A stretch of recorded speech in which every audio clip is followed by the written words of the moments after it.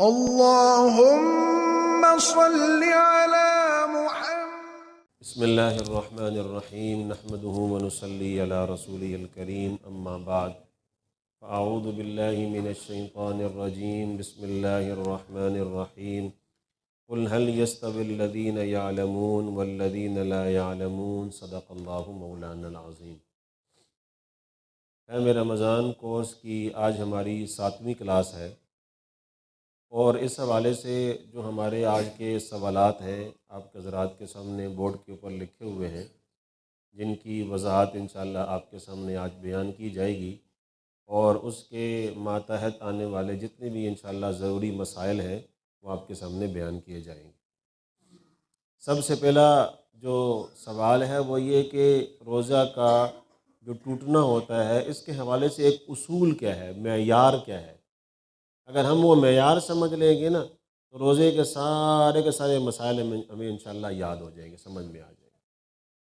تو اس چیز کو سمجھنا ہے۔ پہلی بات تو اس حوالے سے یہ سمجھیں، ایک ہوتا ہے جوف بطن اور ایک ہوتا ہے جوف دماغ۔ جوف بطن کہتے ہیں پیٹ کو، اور جوف کہتے ہیں پیٹ کا وہ حصہ جو کہ جوف کہتے ہیں پیٹ کا پورا حصہ۔ اب وہ کتنا حصہ ہے جوف بطن کہلاتا ہے؟ یہ ہمارا جو حلق ہوتا ہے نا، حلق سے لے کر نیچے جتنا بھی انسان کا معدے تک جو راستہ جاتا ہے یہ بھی شامل ہے اس کے اندر، اور پورا کا پورا پیٹ کا حصہ بھی شامل ہے، ٹھیک ہے نا؟ یہ سارا کا سارا حصہ کیا کہلاتا ہے؟ جوف بطن، پیٹ کا اندرونی حصہ، یہ سارا کا سارا جوف بطن کہلاتا ہے۔ سمجھ آ گئی بات آپ حضرات؟ اور ایک ہوتا ہے جوف دماغ۔ دماغ کا مطلب ہمارا جو سر کے اندر چیز ہوتی ہے، اور جوف کہتے ہیں اس پیالے کو جہاں پر یہ دماغ کا سارا حصہ موجود ہوتا ہے۔ تو جوف بطن اور جوف دماغ، سمجھ آ گئی آپ حضرات کو؟ تو یہ دو آپ لوگوں نے یاد رکھنی ہے، انہی چیزوں کے اوپر ہمارے روزے کے مسائل کا دار و مدار ہے۔ یہ دو باتیں سمجھ میں آ گئی؟ جوف بطن کیا ہوتا ہے؟ پیٹ کا حصہ، اور وہ کہاں سے ہوتا ہے؟ حلق سے لے کر نیچے انسان کے بڑے پیشاب کی جگہ تک، پھر اسی طریقے سے اگلے سامنے والا پیشاب جو ہے وہ اس کی جگہ، یہ سارا کا سارا حصہ یہ ہمارا جوف بطن کہلاتا ہے۔ اور جوف دماغ وہ ہوتا ہے جہاں پر دماغ پڑا ہوا ہے، اور اس کے نیچے جو پیالہ پڑا ہوا ہے اس کو کیا کہتے ہیں؟ جوف دماغ۔ اب اللہ رب العزت نے اس جوف بطن اور جوف دماغ تک جو راستے بنائے ہیں، جو قدرتی طور پر بنے ہوئے ہیں، ان کو ہم کیا کہتے ہیں؟ منافذ اصلیہ۔ کیا کہتے ہیں؟ منافذ اصلیہ، یعنی وہ راستے جو قدرتی طور پر بنے ہوئے ہیں یہاں پر جانے کے لیے۔ وہ کون کون سے راستے ہیں؟ ایک ہمارا راستہ کیا ہے؟ منہ۔ اگر آپ منہ میں کوئی چیز ڈالیں گے نا وہ حلق میں جائے گی، حلق سے آ کے جوف بطن میں چلی جائے گی۔ ایک ہمارا راستہ کیا ہے؟ ناک۔ اس سے اگر آپ کوئی چیز ڈالیں گے وہ حلق میں جائے گی، حلق سے بعد جوف بطن میں پہنچ جائے گی۔ ایک ہمارا راستہ کیا ہے؟ کان، بشرطے کہ کان کا پردہ پھٹا ہوا ہو۔ اگر کان کا پردہ پھٹا ہوا ہے تو یہ بھی راستہ بن جاتا ہے جوف بطن کے اندر چیز کو پہنچانے کے لیے۔ ایک ہمارا راستہ ہے جو کہ اللہ پاک نے پیدا کی ہے بڑے پیشاب کی جگہ، وہ بھی سیدھے جوف بطن کے اندر جاتی ہے۔ اسی طریقے سے چھوٹے پیشاب کی جگہ، اس کا بھی تعلق سیدھا کس سے ہوتا ہے؟ جوف بطن کے ساتھ ہوتا ہے۔ یہ کتنے راستے ہو گئے ہیں؟ 5۔ یہ 5 راستے ایسے ہیں جو اللہ رب العزت نے پیدا فرمائے ہیں، اور ان سب راستوں کا تعلق ہمارے جوف بطن کے ساتھ۔ یہ بات سمجھ آ گئی؟ کچھ راستے ایسے ہوتے ہیں جو کہ اللہ پاک نے پیدا نہیں فرمائے، وہ ایسے اچانک پیدا ہو جاتے ہیں، بن جاتے ہیں، کوئی حادثہ پیش آ جاتا ہے۔ جیسے کہ ایک زخم ہوتا ہے جس کو جائفہ زخم کہتے ہیں۔ جائفہ زخم وہ ہوتا ہے جس زخم کو اتنا گہرا لگ جائے کہ اگر آپ اس زخم کے اندر کوئی دوائی ڈالیں تو پیٹ میں چلی جائے۔ دوائی ڈالیں تو کیا کرے؟ وہ پیٹ کے اندر چلی جائے۔ اسے کہتے ہیں جائفہ زخم، ایسا گہرا زخم کہ اگر آپ اس میں دوائی ڈالیں گے تو وہ پیٹ میں چلی جائے گی۔ تو یہ منافذ اصلیہ میں آتا ہے یہ والا؟ یہ قدرتی طور پر راستوں میں آتا ہے؟ نہیں، بلکہ یہ کیا ہے؟ عارضی ایک منافذ غیر اصلیہ ہوتے ہیں، عارضی راستے ہوتے ہیں جو کہ کسی حادثے کی وجہ سے کیا ہو جاتے ہیں؟ پیدا ہو جاتے ہیں۔ اب اس منافذ کا، یہ غیر اصلیہ منافذ کا تعلق بھی کس سے ہوتا ہے؟ جوف بطن کے ساتھ ہوتا ہے۔ یا کسی بندے کو یہاں پر جو ہے نا سر پہ چوٹ لگ جائے، اتنی گہری چوٹ لگ جائے کہ اگر وہاں پر کوئی دوائی ڈالی جائے تو وہ کہاں پہنچ جائے؟ جوف دماغ میں پہنچ جائے۔ تو یہ بھی قدرتی راستہ نہیں ہے بلکہ کسی حادثے کی وجہ سے بن گیا ہے۔ سمجھ آ رہی ہے نا آپ حضرات کو بات؟ تو اب آپ حضرات نے اصول یاد رکھنا ہے، ہر وہ چیز جو منافذ اصلیہ سے یا منافذ غیر اصلیہ سے جوف بطن میں پہنچ جائے یا جوف دماغ میں پہنچ جائے، اس انسان کا روزہ کیا ہوتا ہے؟ ٹوٹ جاتا ہے۔ سمجھ آ گئی بات آپ حضرات کو؟ ہر وہ چیز جو کیا ہو، منافذ اصلیہ سے یا منافذ غیر اصلیہ سے انسان کے پیٹ میں پہنچ جائے، جوف بطن میں پہنچ جائے یا جوف دماغ میں پہنچ جائے، اور جان بوجھ کر انسان نے وہ کیا ہو کام روزے کی حالت میں، تو اس سے روزہ کیا ہو جائے گا؟ ٹوٹ جائے گا۔ یہ آپ کو اصول یاد رہے گا انشاءاللہ۔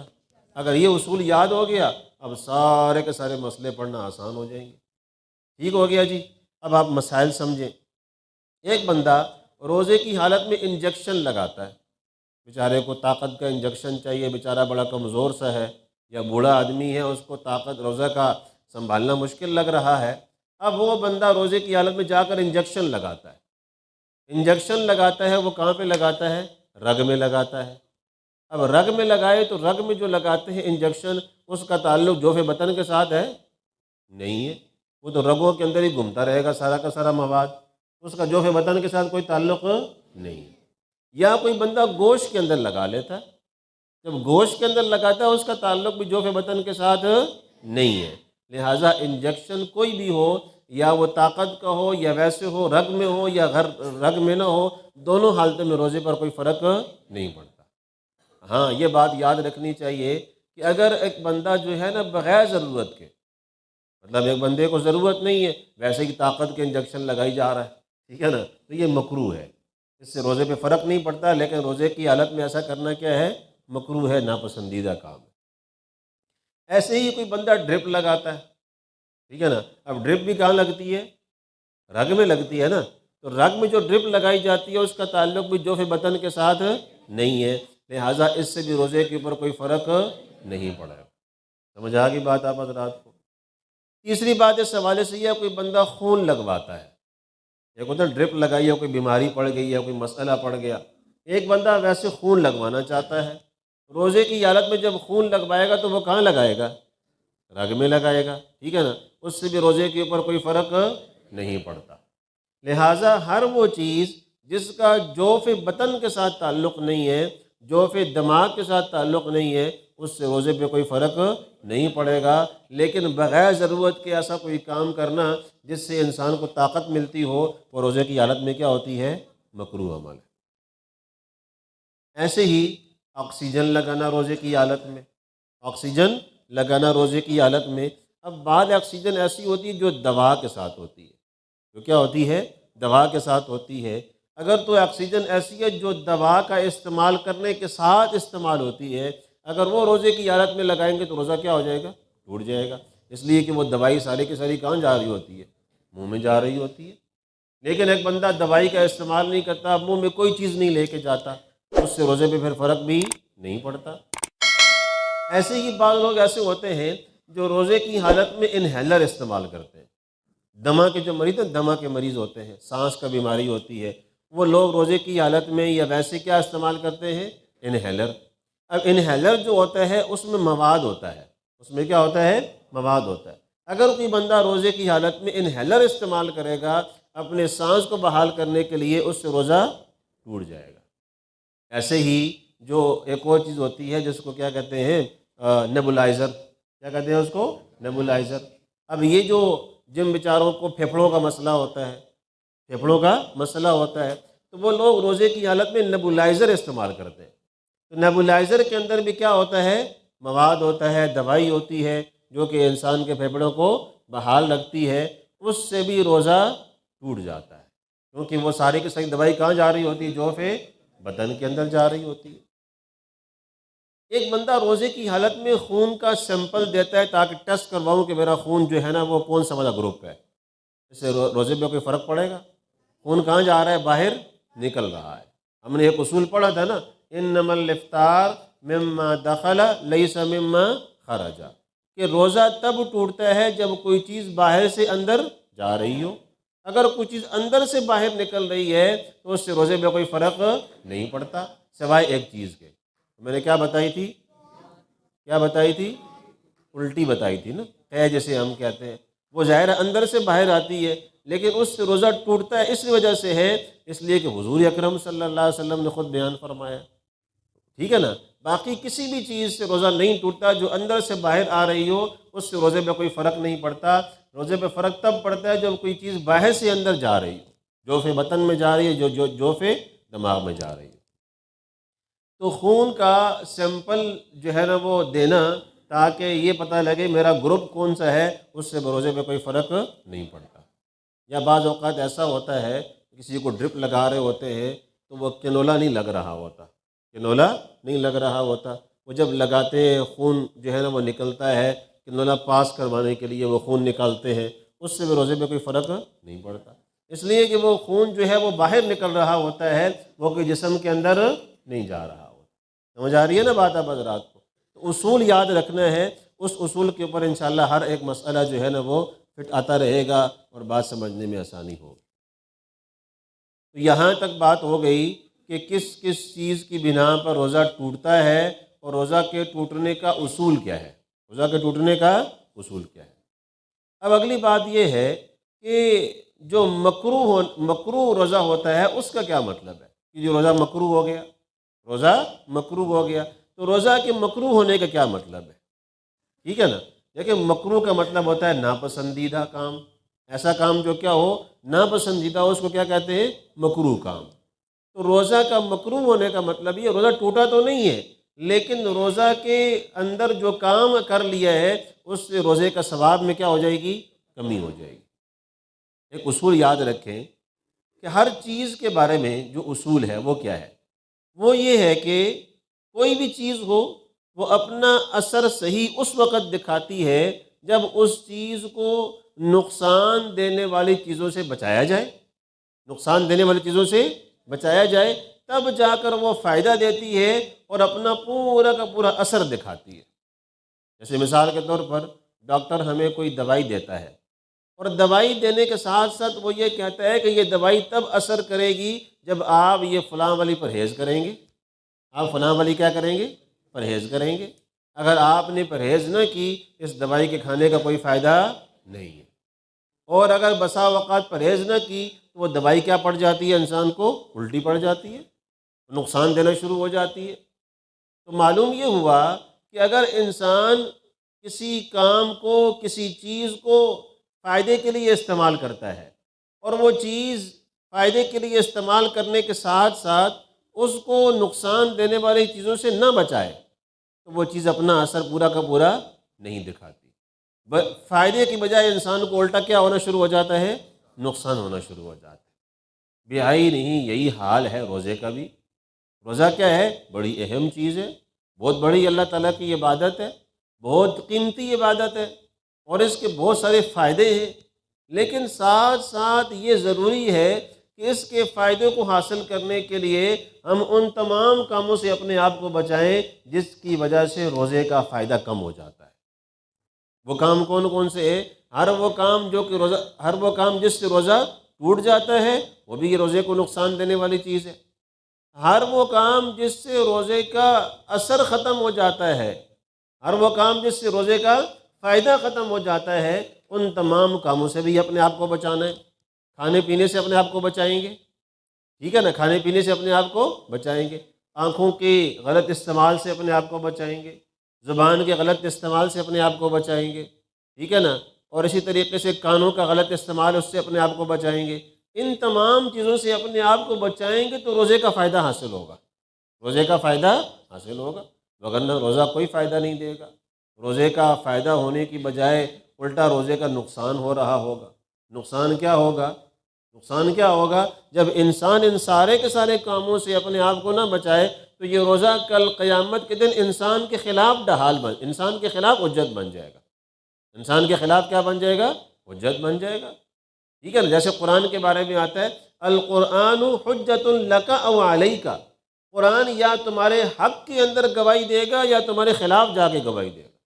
ایسے ہی روزہ بھی ہوگا، روزہ بھی انسان کے حق میں جا کر گواہی دے گا یا اس کے خلاف جا کر گواہی دے گا۔ اس لیے روزے کا فائدہ پورا کا پورا حاصل کرنا ہے، پورا کا پورا ثواب کمانا ہے، تو اس کو غلط چیزوں سے اپنے آپ کو بچانا پڑے گا اور اس کو نقصان دینے والے کاموں سے اپنے آپ کو بچانا پڑے گا۔ یہ بات سمجھ آ گئی نا؟ تو ہر وہ کام جس کا اختیار کرنے سے، جس سے پرہیز نہ کرنے کی وجہ سے روزے کا فائدہ کم ہو جائے، روزے کا ثواب کم ہو جائے، اس کام کو کیا کہتے ہیں؟ مکروہ کہتے ہیں۔ اس کام کو کیا کہتے ہیں جی؟ مکروہ کام کہتے ہیں۔ اس سے روزہ ٹوٹتا تو نہیں ہے، لیکن روزے کا فائدہ کم ہو جاتا ہے، روزے کا ثواب کم ہو جاتا ہے۔ اب میں آپ کے سامنے چند چیزیں ایسی ذکر کرتا ہوں جن کی وجہ سے روزہ مکروہ ہو جاتا ہے، روزے کا ثواب کم ہو جاتا ہے، اور یہ کام سارے کے سارے ناپسندیدہ کام ہے، روزے کی حالت میں یہ کام نہیں کرنے چاہیے۔ مثال کے طور پر ایک عورت کھانا بنا رہی ہے اور کھانا بناتے وقت بغیر ضرورت کے وہ کھانا ساتھ ساتھ چکھ بھی رہی ہے، زبان پر لگاتی ہے، پھر تھوک دیتی ہے، پھر لگاتی ہے، پھر تھوک دیتی ہے۔ اب ضرورت نہیں ہے کہ اس کام کی، لیکن اگر وہ یہ کام کرے گی تو اس سے ایک جو ہے نا وہ امکان نکلتا ہے کہ شاید یہ ایسا کام کر جائے جس روزہ ہی ٹوٹ جائے، جس سے روزہ ہی کیا ہو جائے؟ ٹوٹ جائے۔ اگر یہ روزہ زبان پر رکھے چکھنے کے لیے اور روزے کی حالت میں اس کو آگے حلق میں لے جائے تو کیا ہو جائے گا؟ روزہ ٹوٹ جائے گا۔ اس بات کا امکان موجود ہے کہ شاید ایسا کوئی کام کر لے جس سے روزہ اس کا ٹوٹ جائے، تو ایسا کام کرنا بھی روزے کی حالت میں کیا ہوتا ہے؟ ناپسندیدہ ہوتا ہے۔ سمجھ آ گئی بات یہ والی؟ لیکن اگر کسی عورت کو ضرورت ہے روزے کی حالت میں ایسا کام کرنے کی، مثال کے طور پر اس کا شوہر جو ہے وہ بڑا سخت مزاج آدمی ہے، اس کو ذرا سا بھی نمک تیز ہو جائے تو اس کو غصہ بڑا آ جاتا ہے، گھر کا ماحول خراب کر دیتا ہے، طلاق تک بات نوبت پہنچ جاتی ہے، تو ایسی حالت میں عورت کو اس بات کی گنجائش ہے کہ وہ روزے کی حالت میں چکھ سکتی ہے، لیکن فوراً کیا کر دے؟ اس کو باہر نکال دے۔ بات سمجھ آ رہی ہے نا؟ لیکن بغیر ضرورت کے ایسا کام کرے گی تو روزہ اس حالت میں کیا ہو جائے گا؟ مکروہ ہو جائے گا، ناپسندیدہ کام بن جائے گا یہ۔ ایسے ہی ایک بندہ جو ہے اپنے منہ کے اندر تھوک جمع کرتا ہے بغیر ضرورت کے، اب ظاہر ہے وہ تھوک جمع کر رہا ہے اور پھر جا کر اس کو نگل جاتا ہے۔ اب یہ عمل بھی کیا ہے؟ روزے کی حالت میں ایسا کرنا مکروہ ہے، ناپسندیدہ کام ہے۔ تو ہر وہ کام جس کے کرنے سے اس بات کا امکان پیدا ہو کہ اگر یہ کیا جائے گا، کام بار بار کیا جائے گا تو امکان ہے کہ روزہ بھی اس سے ٹوٹ جائے گا، تو اس کام کا اختیار کرنا روزے کی حالت میں کیا ہوتا ہے؟ مکروہ ہوتا ہے، ناپسندیدہ ہوتا ہے۔ ایسے ہی روزے کی حالت میں لڑائی جھگڑا کرنا، گالم گلوچ کرنا، یہ بھی ایسے کام ہے جس سے روزہ کیا ہوتا ہے؟ مکروہ ہو جاتا ہے۔ یا یہ کہ روزے کی حالت میں انسان دان صاف کر رہا ہے، منہ صاف کر رہا ہے، تو ہم نے پڑھ لیا کہ اصل تو یہ ہے کہ بندہ کیا استعمال کرے؟ مسواک استعمال کرے، سنت کا بھی ثواب ملے گا، منہ بھی صاف ہو جائے گا۔ لیکن اگر کوئی بندہ روزے کی حالت میں ٹوتھ پیسٹ استعمال کرتا ہے، پاؤڈر استعمال کرتا ہے، منجن استعمال کرتا ہے، وہ استعمال تو کر سکتا ہے، لیکن اس کا استعمال کرنا چونکہ اس بات کا امکان پیدا کر دیتا ہے کہ شاید کہ یہ چیز حلق میں چلی جائے، روزہ بھی کیا ہو جائے؟ ٹوٹ جائے، اس لیے اس کا استعمال کرنا علماء نے لکھا ہے مکروہ ہے۔ علماء نے کیا لکھا ہے؟ مکروہ ہے۔ اگر کوئی بندہ بڑی احتیاط کے ساتھ کہ تاکہ یہ پاؤڈر منہ میں نہ چلا جائے، حلق میں نہ چلا جائے، اور جو ہے نا وہ روزہ میرا ٹوٹ نہ جائے، بڑی احتیاط سے اس کا استعمال کرتا ہے تو روزے پہ فرق نہیں پڑے گا، لیکن اس کا استعمال کرنا مکروہ ہے، ناپسندیدہ ہے، کیونکہ یہ روزے کو توڑنے کے قریب کر دیتا ہے۔ روزے کی حالت میں اگر کوئی بندہ غیبت کرتا ہے، جھوٹ بولتا ہے، تو یہ سارے کے سارے کام ایسے ہیں جس کی وجہ سے روزہ کیا ہو جاتا ہے؟ مکروہ ہو جاتا ہے، ناپسندیدہ کام ہے، روزے کا ثواب کم کر دیتے ہیں۔ اس لیے کہ غیبت کر رہا ہے، جھوٹ بول رہا ہے، اس کا مطلب یہ ہے کہ جس مقصد کے لیے روزہ رکھا تھا کہ میں گناہوں سے بچوں گا، اللہ تعالیٰ کی ذات کو راضی کروں گا، وہ تو یہ کام کر ہی نہیں رہا، ٹھیک ہے نا؟ اس لیے اس کا یہ جھوٹ بولنا، غیبت کرنا، یہ بھی روزے کی حالت میں مکروہ ہے۔ ایک بندے نے روزہ رکھا، روزہ رکھنے کے بعد بڑا بے قرار ہو رہا ہے، بڑی گھبراہٹ محسوس ہو رہی ہے، اب جو بھی بندہ اس کو ملتا ہے اس کا اظہار کرتا ہے، جی میں بڑا بے قرار ہوں، بڑی گھبراہٹ ہو رہی ہے، ٹھیک ہے جی، بڑا پریشان ہو رہا ہوں، روزہ میرے اوپر بوجھ بن رہا ہے۔ اب اسی کا اظہار کرتا رہتا ہے اور کوئی بات نہیں کرتا، تو روزے کی حالت میں بے قراری کا اظہار کرنا اور گھبراہٹ کا اظہار کرنا یہ بھی کیا ہے؟ مکروہ ہے، ناپسندیدہ کام۔ آپ صبر کریں بھائی، اللہ تعالیٰ کی عبادت آپ کر رہے ہیں، اس کے اوپر اگر آپ واویلا کریں گے، چیخیں چلائیں گے، تو یہ ظاہر ہے اللہ تعالیٰ کی اس عبادت کا اہمیت ختم کر دیتی ہے، اس کا فائدہ ختم کر دیتی ہے۔ ایسے ہی روزے کی حالت میں ایک بندہ کلی کرے، وضو کر رہا ہے، کلی کر رہا ہے، ناک میں پانی ڈال رہا ہے، ناک صاف کرنے کے لیے تو کر تو سکتے ہیں، لیکن کلی کرنے میں بہت مبالغہ کر رہا ہے، غرارے کرتا چلا جا رہا ہے، ناک میں پانی ڈال رہا ہے تو بہت مبالغہ کر رہا ہے، آگے کچی ہڈی سے بھی آگے پہنچانے کی کوشش کر رہا ہے، تو ایسا کرنا روزے کی حالت میں کیا ہے؟ مکروہ ہے۔ اس لیے کہ اگر وہ کچی ہڈی سے آگے چلا گیا تو روزہ ہی کیا ہو جائے گا؟ ٹوٹ جائے گا۔ مبالغہ کر رہا ہے غرارہ کرنے میں، اگر حلق میں پانی چلا گیا تو اس سے بھی روزہ کیا ہو جائے گا؟ ٹوٹ جائے گا۔ ایسے ہی روزے کی حالت میں بد نظری کرنا، بد نظری کرنا یعنی کہ اپنی آنکھوں سے غیر محرم کو دیکھنا، غیر محرم کو دیکھنا۔ اب ماشاءاللہ سارے نوجوان بیٹھے ہوئے سارے موبائل استعمال کرتے ہیں۔ اب جس طرح غیر محرم کو اس طرح کھلی نظروں کے ساتھ دیکھنا یہ بھی ناجائز ہے، ایسے ہی غیر محرم کو اپنے موبائل کے اندر دیکھنا، اپنے موبائل کے اندر دیکھنا، ٹیلی ویژن کے اندر دیکھنا، فلموں کے اندر دیکھنا، ڈراموں کے اندر دیکھنا، یہ بھی کیا شرعاً ناجائز ہے۔ لیکن آپ حضرات جانتے ہیں ہمارے گھروں کے اندر ٹیلی ویژن کے ڈبے پڑے ہوئے ہیں ماشاءاللہ، اور موبائل ہمارے پاس موجود ہے، ہم کتنا اس سے اپنے آپ کو بچاتے ہیں؟ روزے کی حالت میں ہر بندہ اپنے اپنے گریبان میں جا کر دیکھ سکتا ہے۔ تو غیر محرم کو غیر محرم عورت کو اپنی کھلی نظروں کے ساتھ جس طرح دیکھنا ناجائز ہے اور حرام ہے، گناہ کبیرہ ہے، ایسے ہی اگر کوئی بندہ اپنے موبائل میں غیر محرم کو دیکھتا ہے، چاہے وہ فلم کے انداز، ویڈیو کے انداز میں ہو یا تصویر کے انداز میں ہو، اس کے لیے دیکھنا اس کو کیا ہے؟ ناجائز ہے، اور یہ روزے کی حالت میں اگر کوئی بندہ ایسا کرے گا تو روزے کا فائدہ حاصل نہیں ہوگا، روزے کا فائدہ حاصل نہیں ہوگا۔ اس لیے اس بات کا اہتمام ہو کہ ہم نے ان تمام کاموں سے اپنے آپ کو بچانا ہے جو کام روزے کی حالت میں کرنے سے روزے کا فائدہ کم کر دیتی ہیں یا روزے کو توڑنے کے قریب کر دیتی ہیں۔ ایک اور کام لکھا علماء نے، دنداسا کا استعمال کرنا روزے کی حالت میں۔ اب دنداسا جو استعمال کرتے ہیں، آپ کو پتہ ہے اس کا باقاعدہ ذائقہ ہوتا ہے، اس کا باقاعدہ کیا ہوتا ہے؟ ایک ذائقہ ہوتا ہے۔ اب بندہ دنداسا کر رہا ہو اور اس کا ذائقہ حلق میں چلا جائے، روزہ کیا ہوگا؟ ٹوٹ جائے گا۔ اس لیے روزے کی حالت میں دنداسا کا استعمال کرنا بھی مکروہ ہے، ناپسندیدہ کام ہے۔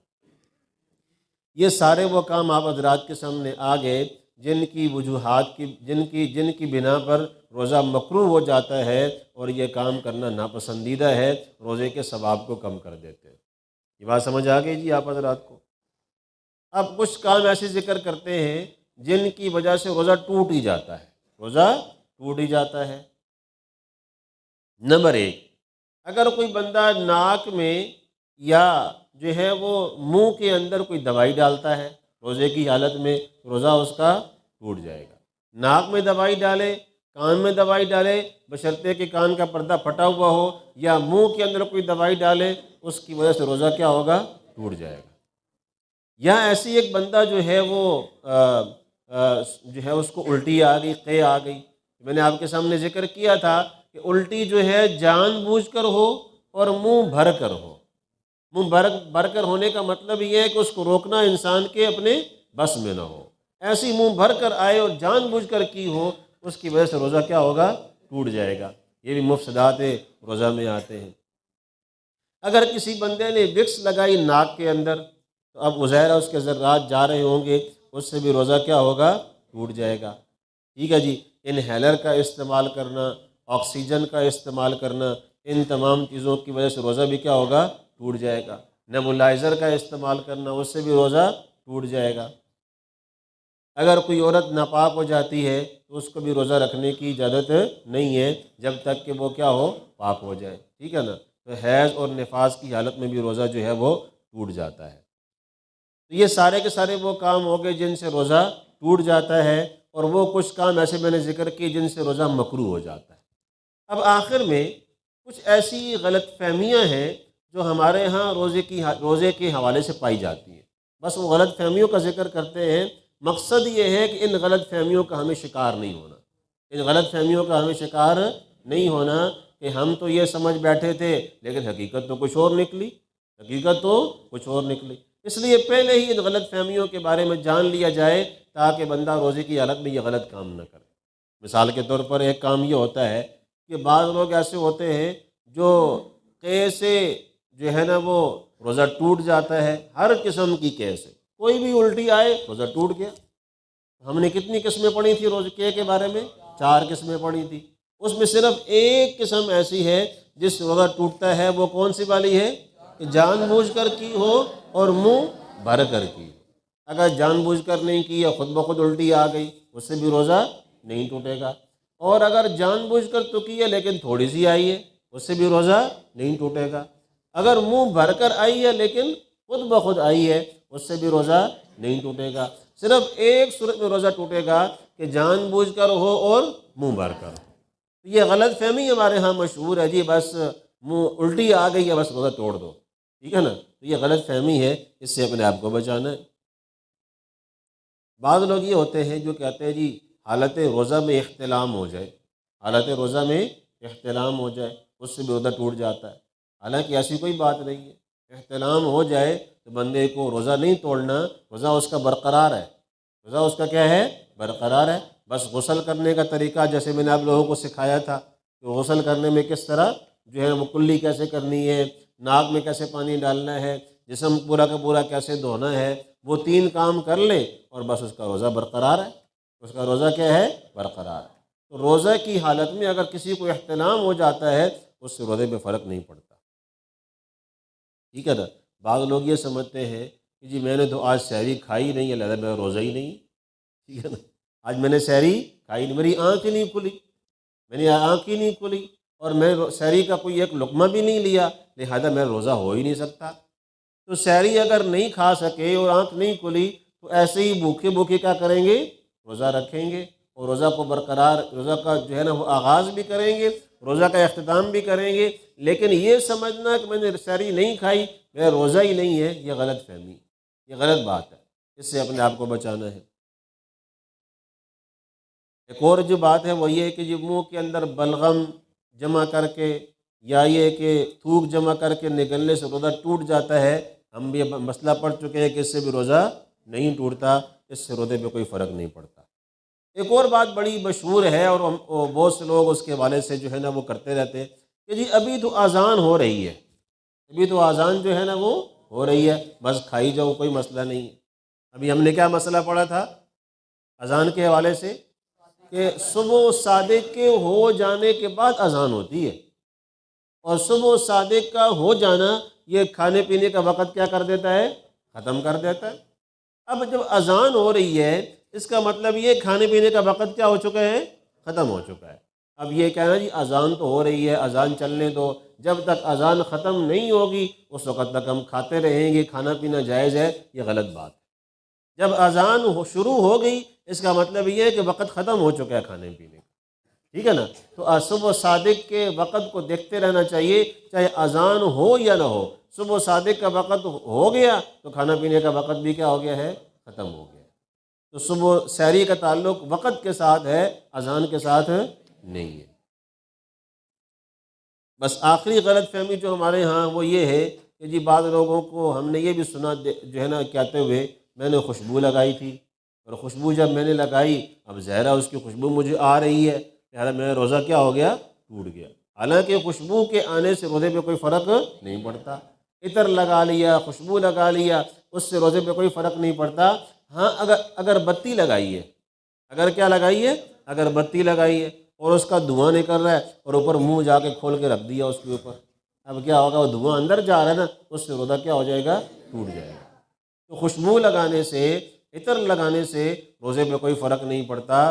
ہاں اگر بتی ہو یا کوئی اور چیز ہو جس کا دھواں نکلتا ہے، جیسے لوبان ہوتی ہے، اس کو اگر آپ جلائیں گے تو دھواں نکلے گا اس کا، اس کی وجہ سے اگر کوئی بندہ دھواں اندر لے جاتا ہے جان بوجھ کر، اس سے روزہ کیا ہو جائے گا؟ ٹوٹ جائے گا۔ تو یہ چند غلط فہمیاں ایسی ہیں جو ہمارے ہاں پائی جاتی ہیں، ان غلط فہمیوں کا ہمیں شکار نہیں ہونا۔ تو یہاں تک ہمارا الحمدللہ جو ہے نا وہ 7واں سبق مکمل ہو گیا ہے۔ آخر دعوانا ان الحمدللہ رب العالمین۔